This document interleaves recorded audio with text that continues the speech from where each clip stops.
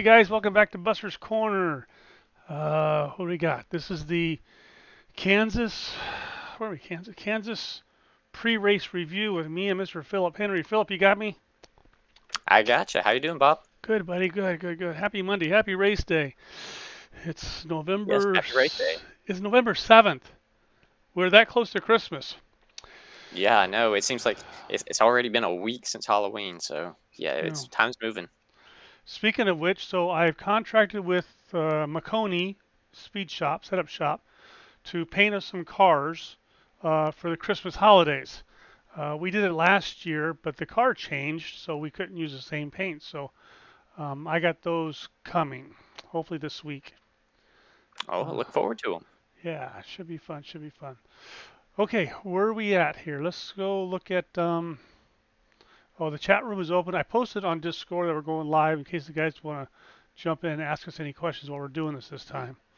Um, let's see here. Let's go to. Well, we were playing with the qualifying setups, weren't we? More so. All right, I guess let's talk Yes. about. Let me talk about my. You didn't do a lot of work on the setup, so let me go back to um, and explain a little bit, just in general, about the setup and what happened this week. Every track has its villain, and the villain could be hot tires, tire wear, a bump somewhere that obstructs the car. For Kansas, the issue is the right rear. Somehow the car just gets loose for no really good reason. You can have good tire temperatures, even tire temperatures on the right side of the car. You can have the back of the car flat and level. You can have a 1 inch rake to that car. But come to a certain lap number, the back end just gets loose. And maybe we should have had reverse rear springs. I thought about it today. Maybe we should have reverse rear springs at this track, like we did at Bristol. But I don't know. So that's the villain this week for Kansas. Yeah, it definitely, and we didn't seem to have this problem, except for here the last couple weeks when maybe it could be just the cooling of earlier in the seasons we didn't really have this right rear problem. But that was also when we had the high downforce in the early going of this car. That's right. It was raked the other direction. And Yes. yeah, so it's a whole new. It's a whole new car compared to what we had last time. At least that's the way it feels. So, but you still have the low side and the high side. And last time we were here, you built low, I built high to give the guys a choice. Nobody wanted to drive the high side anyway. Everybody ran the low side. So I didn't even bother making a high side setup this week. Uh, I have not seen so far in practices where it's been an advantage. Um, so Hmm. I think low side's the place to be. And we saw that last time too. You killed them. Everybody went high. You went low. Everybody's all backed up door to door on the high side, and you come around sneaking around the low side, didn't you? Yeah, yeah, that's how, and I think that's kind of showed everybody that the low side is just it's just a shorter way around. But I will say in our practice race last night, I saw some really good runs off the top. Peyton Snyder was one of them. He was like in third or fourth, and me and Jack Walls were battling for the lead, and all of a sudden he came out of nowhere and just he blew right by both of us. Hmm. He was running that top side, and now after a while, I think he got a little bit loose, but yeah, he blew right by us. He had got a really good run. And now you bring up another good point is that and we saw even last night, guys with loose cars that started off really fast were trash after 10 to 15 laps. And none of them could make 25 laps, the guys that were shooting off real fast. Yeah, So I was one of them. yeah, I caught you and passed you. And I saw Greg Girk. I think Greg qualified second, but right away he went right to the back. But I think Greg's agenda last night was I don't know if he pitted on that last pit stop. He was looking for his tire wear over a 30, 40 lap run.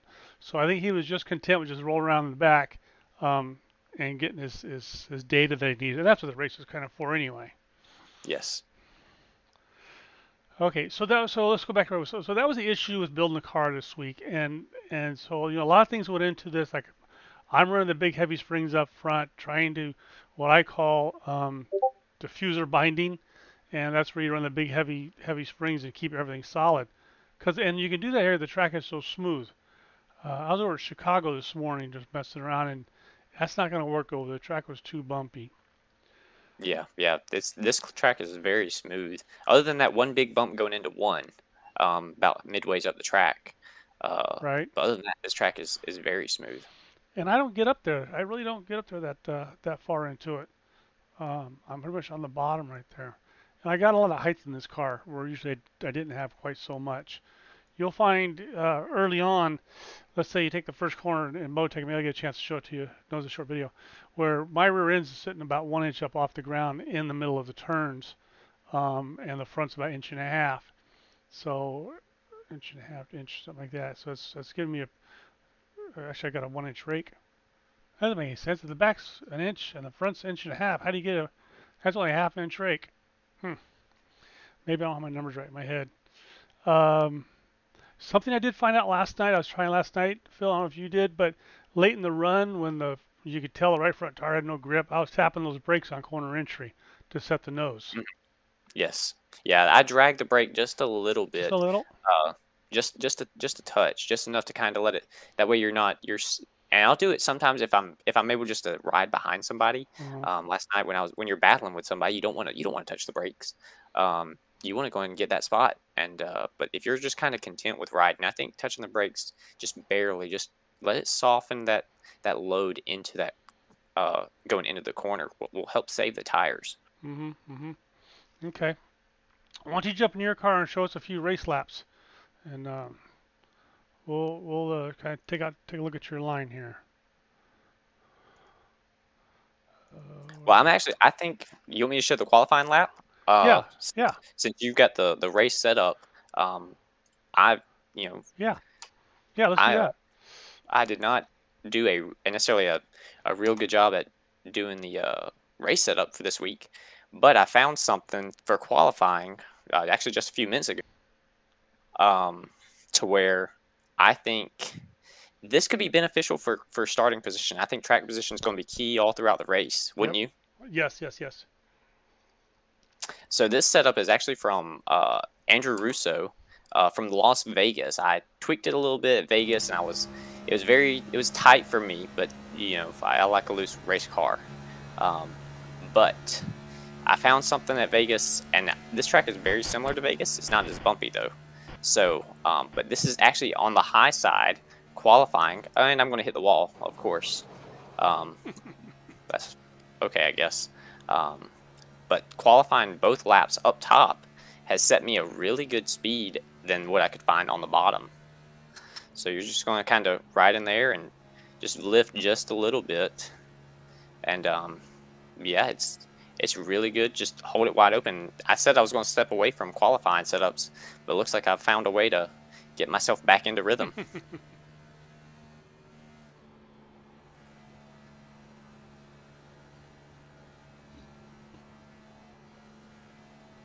Don't hit that. Don't hit that.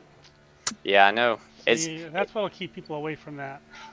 Yeah, it is, but it is faster if you can end up getting it done without touching that wall. And there's a little bitty seam that if you can keep from stepping over it, it'll keep that car from jumping up. But a 36.1 isn't bad. I posted a 455 with it. Yeah, show it off right Just a few. now. There's his laps right there on the screen. There's a 455. I want to say the previous lap was a 5 something also. Hold on, I'm gonna replay this. I'm gonna replay his lap for him. It's 455. There's the seam he's talking about right there.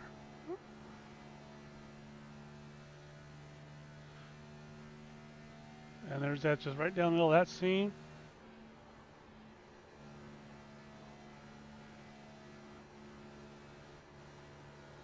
Kind of feather, looks like kind of feathering the gas through there, trying to keep it against the wall, but not too much. Right down to the grass, and 30.46. There you go. Yeah, that's so. I'm gonna share this one. So big shout out to Andrew Russo for sharing that at Vegas, and I think we got something for Kansas now as well. All right. Good job. Good job. And you're gonna put that in the shared qualifying setups, right? Yes, I In will that put it in folder. there. Okay. That's the hard thing, getting those things. Okay, so let me see how much time do we have here. So, um, Okay, it's only 10 minutes so far. Nothing in the chat window. All right, so I'll just turn a couple laps here with. This is 2.5B. Oh, while I'm getting warmed up here, I had a question. Something I was thinking about sent today. Speed in the pits. Dang it. Clear penalties. Go. Um, would you not get left side tires during a pit at this track in order to get position, or do you think you need to get all four?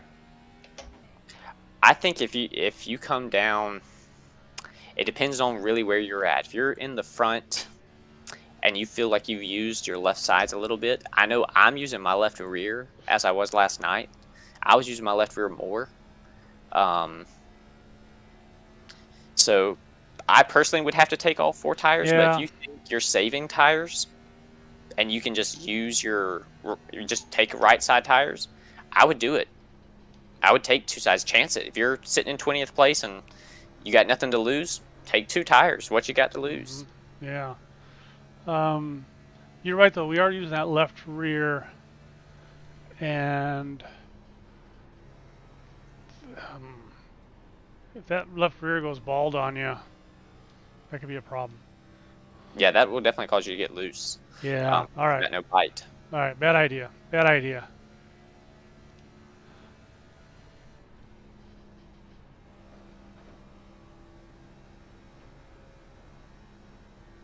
So 2.5 I posted. This is 2.5B that I was playing with. But it really starts off really tight because, like we saw in the race last night, once you get to lap 25 and beyond, it really becomes a problem. And you may want to go ahead and maybe loosen the spring purchase up on this a little bit at the beginning of the race. You know what? Yeah. All right. At the beginning of the race, I would have changed the spring purchase on this to loosen it up a little bit because I think you're not going to get past 20 laps the first go around for the first caution. I think you're going to get the wrecks in the beginning, but I think it might go longer later on, and then you might want to tighten it back up for a 40 or 50 lap run. Yeah. And now, I noticed you're not cutting to the apron. Do you think the apron? I've heard this before, but some people think the apron is uses more tires. Yes, I've said that last season. I did. The only time I'm really going to use that is if the car in front of me is going to use it, because I want to keep the draft. So I'll let him decide if we're going to go down there or not. Because if I'm not going down there, I got a nice square steering wheel, nice easy turn, low input, and keeps the air underneath the car. Yeah, that is very true. Because I'm a person that loves to cut. I know you do. Track. You're a cutting fool, baby.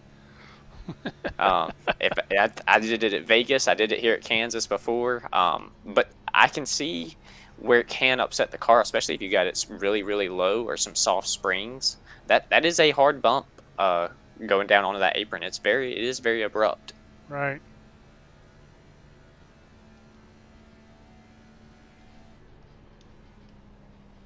Yeah, there you are in the 30.98. But yeah, that's a very similar line to what I used to run, or am used to running here at Kansas. Is that very low line, and I think eventually, if you have to find some momentum, because I think this is a momentum car still. Oh, don't hit that wall. I did. It's faster that way. Yeah, we've seen that. So I want to see something here. So this is a pretty. Oops, do this one and do this one. Boom. You still doing it? Yeah, we're still working on it. So this car will actually get faster as it goes on. Now, I messed up that turn. But this car, the way I have the ride height set on this thing, it'll actually get faster. See, there's a 961, 991, then back to a 984. If I wouldn't have messed that up, that probably would have been a little bit lower too. But like I say, it starts off tight, and I really can't get. In order for me to get a car that's going to last you 40 laps comfortably, I can't start off loose because it grows loose. Mm-hmm. Now, what you can do on this, and I got the setup here looking at me, if you want to free it up a little bit more, take and drop these left sides down a half a pound. Bring them both down a half a pound. That'll free you up a little bit more. Um, yeah, I would probably play with those. All right. What else you got, Philip, for us? What else we got going on? That's it. I think pit strategy is going to be, you pit once here. I haven't seen a ton of fall off. You know, unless you're just falling off terribly and you used a bunch of stuff early on. I think you got to make this a one stop. If it goes green all the way, or you think you can make it one stop. Oh no, not me. With the tire fall off here, um, with the amount of time that you're losing on between lap 5 and lap say 35, I think the drop off is too huge. I'm going for 2 pits. Oh, really? Really? Yeah, I'm going 35 and 70, and that'll save me an extra set of tires for a short pit at the end. Um, yeah, because you know what too? I'm trying to qualify here. I forgot what car I got in my hand. Park this thing. Yeah, I think the fall off is too great, and you're just going to get in more trouble if you don't pit, because the cars become so uncontrollable at lap 35, at lap 25. But I think you're going to see a lot of cautions. I think a lot of cars can't make it. Yeah, that's true. We did have some cautions last night, but it went green that last 30-ish laps, wasn't it? Yeah. Yeah. Once we cleared out the guys that couldn't make it past lap 15, they started dropping off and pulling out. And I don't think any of those guys were Buster's guys. Those guys were guys that joined our server that didn't have a setup yet, and they were running the stock setup. Do you know what I mean? Those are right on the outside of Buster's doing that. Yeah, I was definitely one of those. I ended up, and that's the thing. You're really going to have to follow in order to keep from getting loose or getting tight or burning up one of the tires. You're going to have to settle in at one point. You're going to have to decide and pick and choose your battles as well, especially on restarts. Yeah, you're right. That's right. Did we talk about that yet? Where you get side by side with somebody, two things are happening. If you're on the inside, two things are happening. You're burning up your right front, no doubt about it. And the other thing is you're losing ground to the lead pack or the pack in front of you. You're much better off to if he's an equal adversary, I would back off and go and just follow him, get the draft, let the two of you draft up to him, and save that right front tire, and then fight the battle later. Yeah, very much so. I mean, we saw that. Me and Jack experienced that last night. I mean, I burned up my right front terribly, just being on the inside of him down in 1 and 2 and 3 and 4, and eventually I got the lead, but I paid the price pretty hard. Jack will do that to you. Jack will make you work your equipment. He said, "You come to race, you better bring some money, because Jack's gonna use up your equipment for you." Oh yeah, I learned my lesson last night. that sucker got me a couple weeks ago. I ate up that tire trying to pass that guy. And then last night I had Greg Girk on my outside, and that was fun. That was just a good test like you and Jack did, and going back and forth to see, I ate up my right front too. But you don't know until you hit that practice race, and when you're out there single file or in just an open practice, you're not battling side by side, and so that's a good experience, and it was good, clean, hard racing last night, all the way from what I could see in my mirror to me and Jack fighting up front, and that was a lot of fun. It was. Those are great races we have on those Sunday nights. That's good stuff. All right. Okay, buddy, I think we're done here. That's all I got. I go set up a server 1 hour on the hour. 1 hour before the race starts, I'll set the server up. All right, buddy, have a good race. Are you racing tonight? Are you able to? Yeah, I think I am. I'm going to try to. And Mama said okay? Yeah, she did. They're good women. All right. All right, buddy, we'll see you tonight. Happy race day. All right, have a race day. Thanks, bye. Let's see. All right, guys, thanks for watching.